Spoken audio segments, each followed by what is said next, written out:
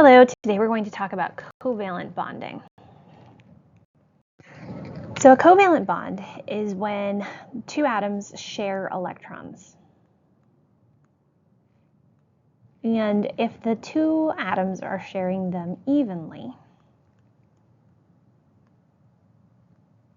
that's a nonpolar covalent bond. But if they share the electrons unevenly, that is called a polar bond, polar covalent bond. But they both involve sharing electrons, and that's what we're going to focus on today. Now, when atoms are held together by covalent bonds, they form distinct units called molecules. And so they have their group of nonmetals connected by covalent bonds.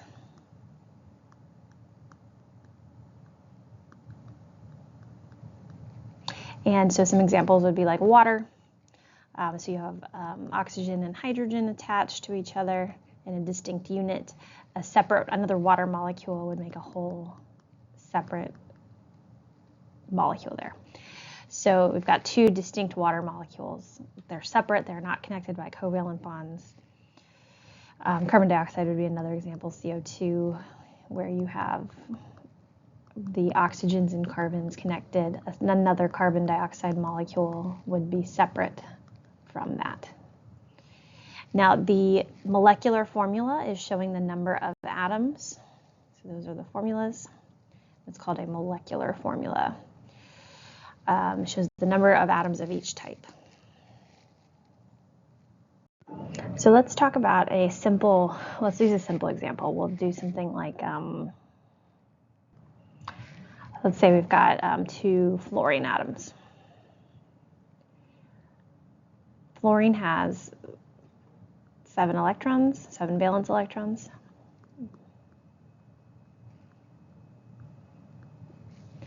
Like that.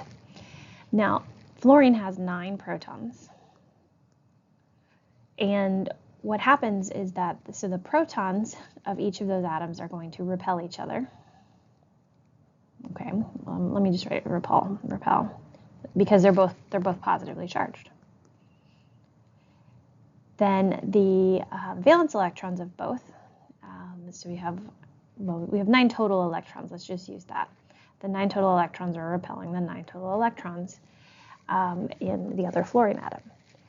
But the electrons from one fluorine can attract the protons of the other fluorine because they're oppositely charged. So you have attractions between them as well. And you can have attractions the other way. So you've got proton-proton repulsions, electron-electron repulsions, but you have protons and electrons attracting each other. And so it always finds a balance of those attractions and repulsions when you are forming a bond between the two atoms. So you find this like the lowest energy where the repulsions are not too great, but the attractions are still holding it together to form a molecule. Now let's talk about single, double, and triple bonds. If I've got those two fluorine atoms we were talking about before, all electrons like to have a partner. All right, we're going to talk about that more in a little bit. But what it can do, it can share the two electrons that don't have a partner so that they both become stable. So you wind up with something like this, where they both have a full octet and they're sharing 2 electrons. That's called a single bond,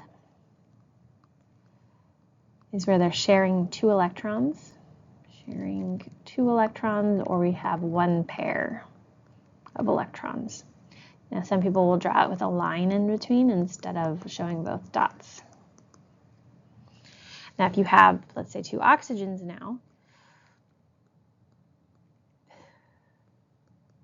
like that, they can share, because 2 of the electrons do not have a partner, they can share in 2 spots, effectively, share 2 pairs. And so you can draw it like this,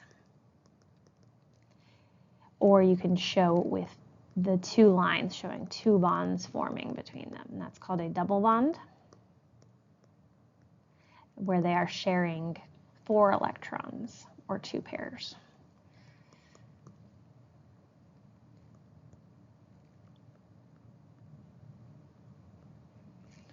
And then our last example, let's use nitrogen. Nitrogen has 5 valence electrons, and so we can share 3 times. And so you'll have, let me draw all the electrons. They can share those 3 pairs of electrons, or 6 total electrons. So you'll wind up with 3 bonds between them, and that is called a triple bond, where they are sharing 6 electrons or 3 pairs. Now, for those single, double, and triple bonds, they have differing length and energy involved.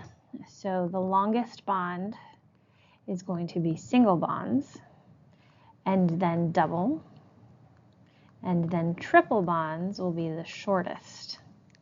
So since they're sharing more electrons, they're going to become closer together. So we've got from longest to shortest there, single, double, triple. And then for energy in the bond, the most energy is going to be triple bonds, because they're sharing 3 pairs. So it's going to take a whole lot of energy to break a triple bond, which is how we measure bond energy, is how much it takes to break it. So triple will have the most bond energy, followed by double, followed by single, and single will have the least bond energy because they're the easiest to split apart. Now, I kind of showed you this before, but the reason why covalent bonding works is because it's a different way to satisfy the octet rule. Now, if you remember, atoms want to be like a noble gas, so they want to have a full energy level. So if I bring back that fluorine example, fluorine has 7 valence electrons. It is 1 away from having a full 8 or full octet. And so what it can do is it can share those electrons with another atom. Let me pick a different one. So it doesn't matter which one that we're using as our example here, but so like chlorine has 7 as well. You can form a single bond between fluorine and chlorine because they both have like 1 empty spot, so they can share the electrons there. Then, like if I were to draw this out as a sharing situation, like this, the fluorine now has a full 8, and the chlorine also has a full 8. And so they both have these full stable octets because they are sharing the 2 electrons between them, and so they wind up very stable that way. Now there's a few exceptions to this. One exception would be hydrogen. Hydrogen has 1 electron. 1 valence electron, but because if we draw a Bohr model for hydrogen, right, Bohr models, you can only fit 2 electrons in that first energy level total. All right, so hydrogen only has 1, so that means to be stable it only needs 1 more. So since it only needs 1 more, it is stable with just 2 electrons. So it doesn't follow a full octet. It doesn't need 8. It can be stable with just 2. Another example is boron. Boron has 3 valence electrons. And so boron can be stable with just 6, which is kind of weird.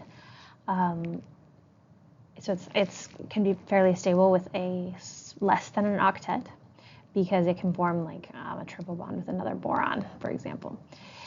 It's not super common, or what's even more common is something like BH3, where you'll have like 3 hydrogens, and so it will form 3 single bonds, and that boron still winds up stable, even though it only has 6 electrons.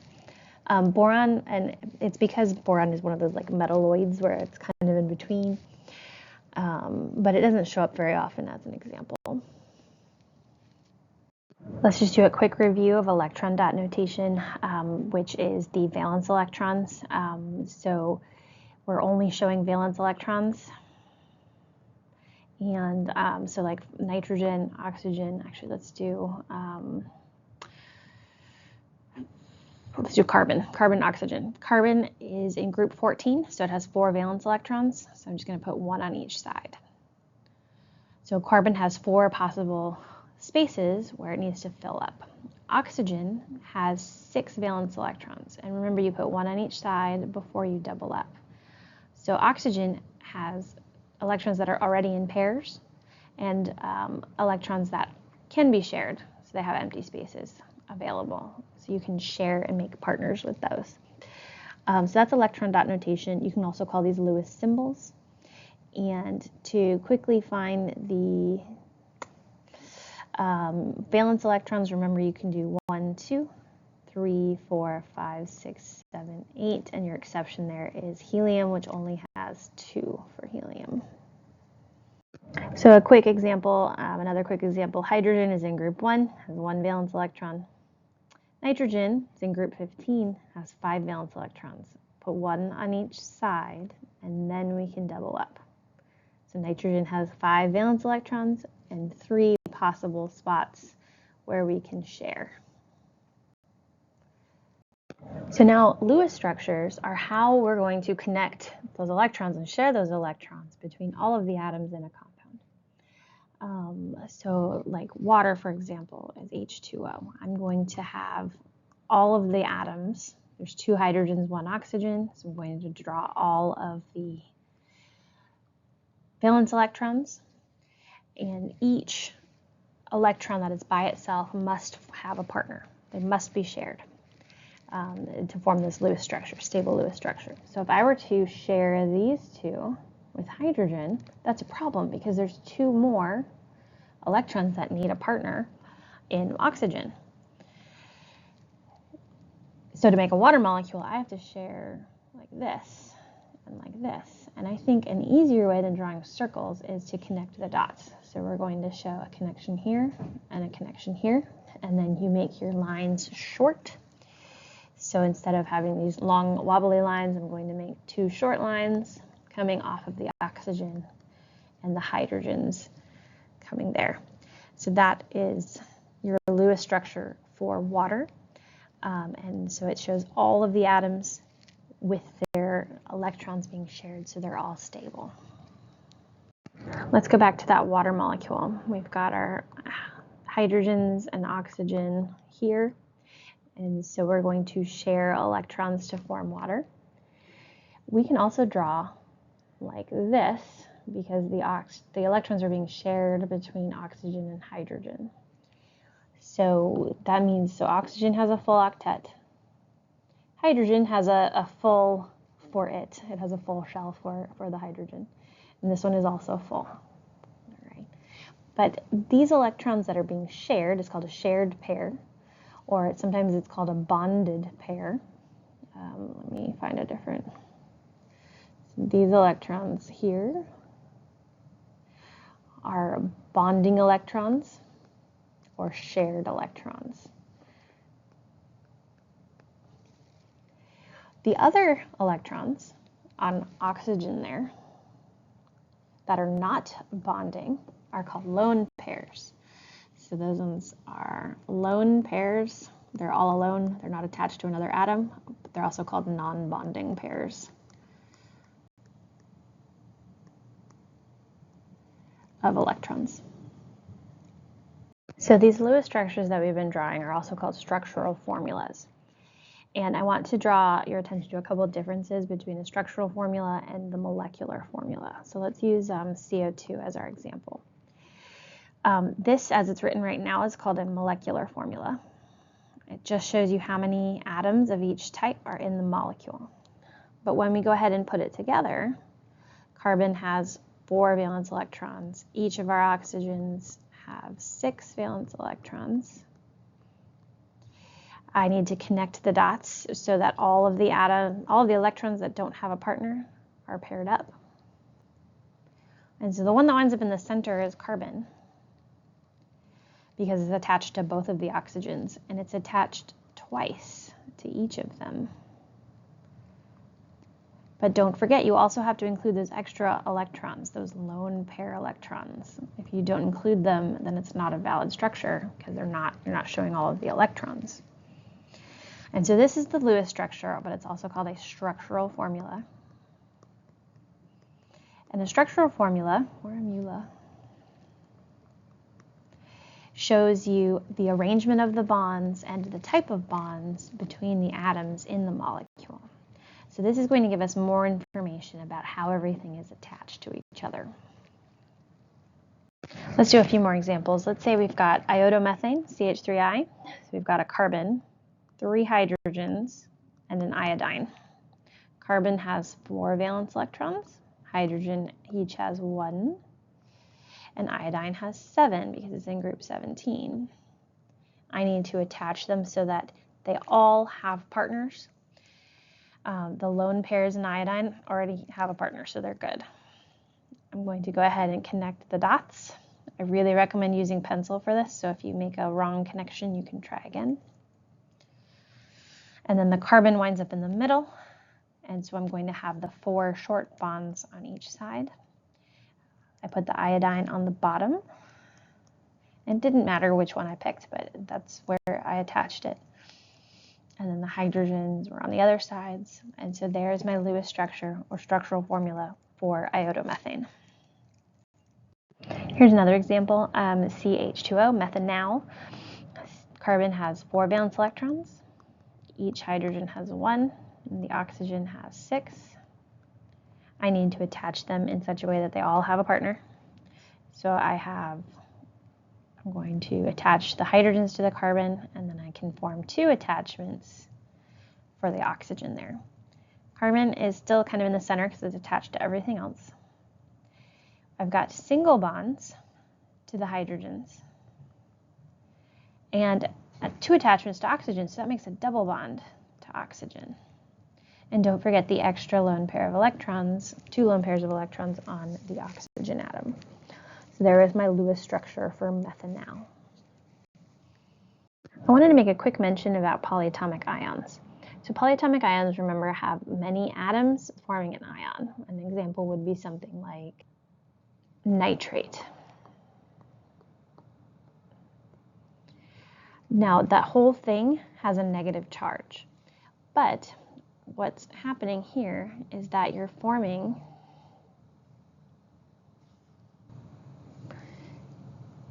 covalent bonds to the oxygen atoms that are attached to it. And we've got these lone pairs on the oxygen, like this. And that's effectively the structure for nitrate. And it has overall a negative charge on there. But all of them have a full octet. They have the full 8 electrons that are needed. You just wind up with a negative charge. And then from there, it can attach to something with a positive charge. Like maybe it attaches to a potassium ion. So that negative and positive, and you'd form potassium nitrate, which is ionic. That attraction would be an ionic bond. But the bonds within the polyatomic ion are covalent. So let's see, covalent. This one would be ionic. I should use a straight line because we usually use complete lines for bonds. Now, I'm not going to ask you guys to draw polyatomic ions, like draw the Lewis structures for that, but I did want to point out that the bonds within the ion are covalent, but the bonds to other atoms with the opposite charge would be ionic. Okay, so I just want to wrap up today with a quick connection to biochemistry. So monomers and polymers monomers are important building blocks in biochemistry. You can have multiple smaller units, like multiple single sugars, connected together to form a polymer. So an example would be like a glucose connecting, or you need sucrose, fructose, etc. But they're going to connect with covalent bonds. And so when you have these monomers connecting up, they're going to make overall, which is called a polymer. And in this case, it would be a carbohydrate when you have multiple sugars hooked together. You could also do the same thing with amino acids. Amino acids hooked together. Amino acids. And they form much, much longer chains than this. I just wanted to show you. But they also hook together with covalent bonds. And amino acids hook together to form the polymer, which is a protein. So the amino acid would be the monomer, and the polymer would be the protein. DNA also works similarly, although it forms a little bit more complicated structures. And there are lots of other examples in the real world, but I wanted to kind of connect this with covalent bonding being an important, source of hooking these things together.